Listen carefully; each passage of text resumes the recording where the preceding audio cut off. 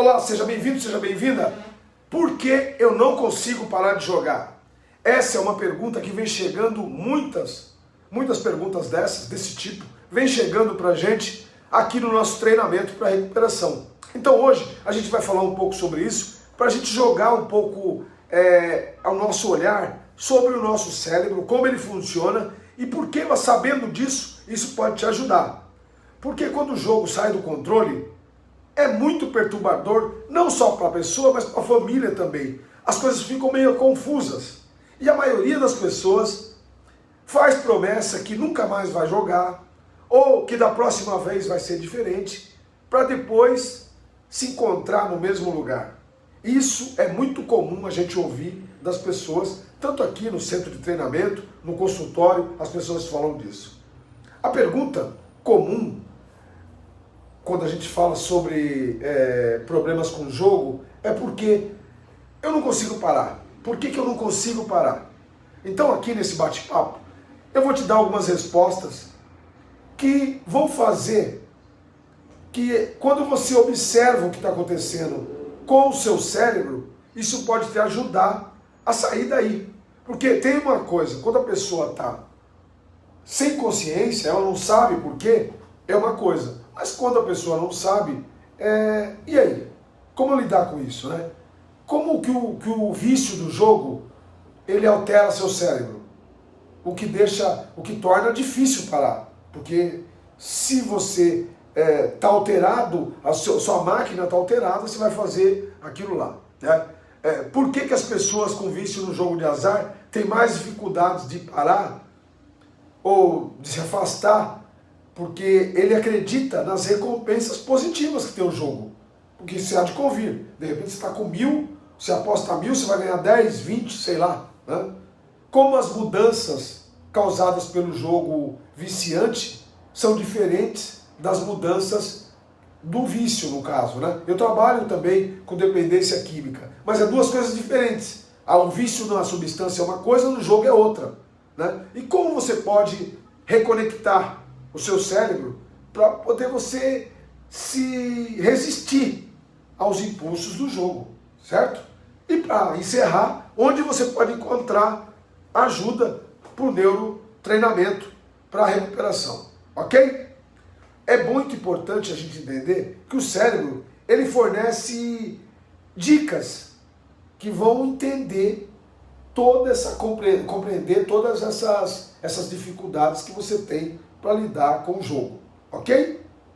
O nosso cérebro, ele tem uma história muito comum que as pessoas falam, que a substância química que nós produzimos no cérebro, que o pessoal chama e é conhecido como dopamina, ela é sempre liberada quando a gente tem alguma experiência que dá prazer ou que gratifica, né?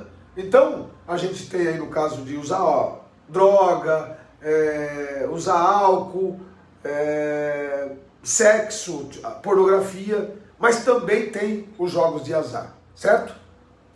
A história sobre essa dopamina, ela treina o seu cérebro para você buscar mais e mais dessas experiências. Depois que você distribuiu, seu cérebro conheceu essa substância, ela fica cada vez mais viciante, certo? E a ideia nossa é para evitar qualquer sentimento desagradável. Então, dessa forma, a descarga da dopamina, ela se torna um aspecto central do vício. Não tem nada a ver com algo vício, mas sim com o papel que essa dopamina faz. Então, o vício é complexo. Embora a dopamina tenha um papel com relação aos vícios de substâncias, ela não tem o mesmo papel na questão do jogo, né? Porque o que nós sabemos sobre o que acontece no cérebro quando o problema é jogo? Como que ele funciona, né? Segundo a maioria dos especialistas, dos cientistas, dos médicos, eles dizem que há uma mudança real no cérebro com o vício de jogo. Principalmente o jogo de azar, né?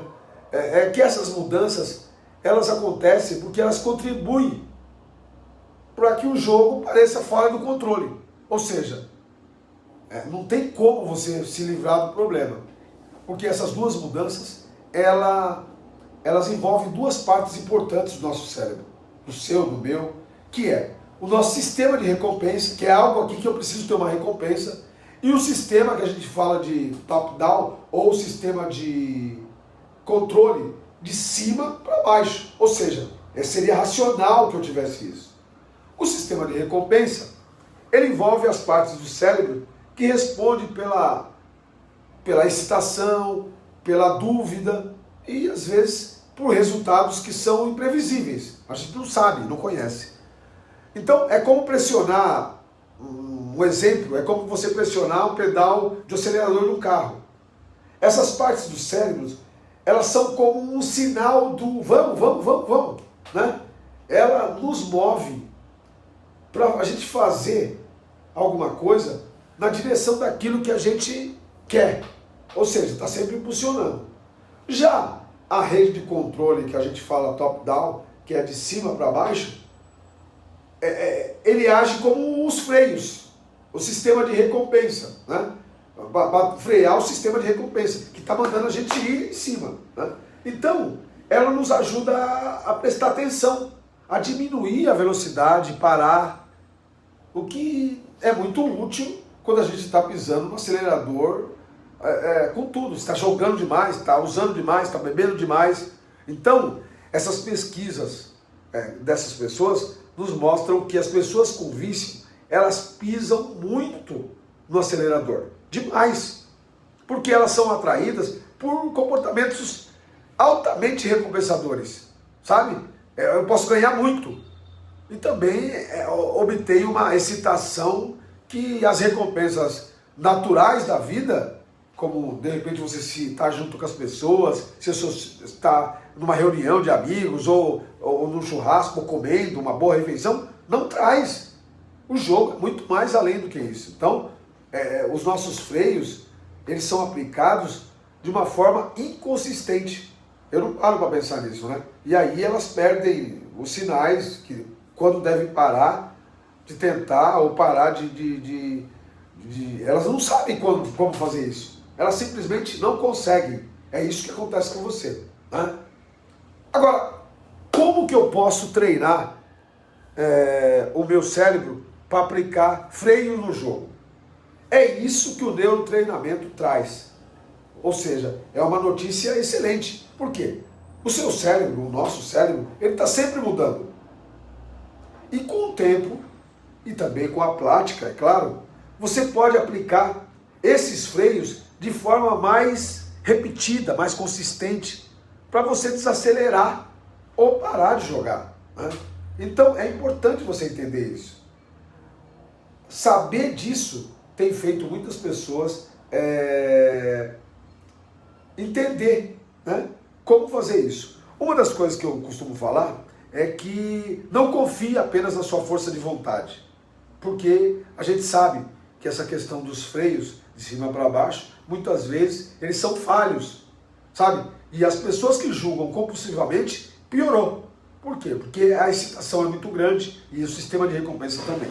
Então é útil a gente usar estratégias como que vai adicionar mais tempo para esses freios. A gente pode se excluir, por exemplo, fechar a conta de jogo, a gente pode também restringir o acesso a dinheiro, né? Tudo isso é importante. A gente saber mais sobre essas mudanças do cérebro também ajuda. Por quê? Porque as recaídas, elas não acontecem porque você não se importa, porque você não está se esforçando, não tem nada a ver com isso, certo? Elas estão apenas conectadas com as mudanças reais do seu cérebro. Então, entender isso vai ajudar você a aliviar a vergonha, a culpa, o constrangimento, e vai aumentar a sua motivação, certo? Para fazer as coisas funcionarem e você recuperar o controle sobre o jogo. Outra coisa importante que você precisa entender é ter suporte. Você pode levar tempo, às vezes, para fazer todo esse exercício. Então, se você tiver um suporte de pessoas que sabem sobre o seu problema no jogo, isso vai garantir para você que você continue fazendo aquilo que funciona, certo? Outra coisa é incorporar mais recompensas naturais, não coisa artificial. Atividades que vão te dar algum suprimento, né? Lento às vezes, que vai te dar uma constância de prazer, que não vai parecer tão emocionante no começo, mas com o tempo seu cérebro vai entender aquilo como associar como uma atitude de recompensa ou recompensadora, né? Conforme você vai sendo reconectado, será mais fácil você resistir à atração desses jogos ou de alguma coisa assim que tanto te incomoda, certo?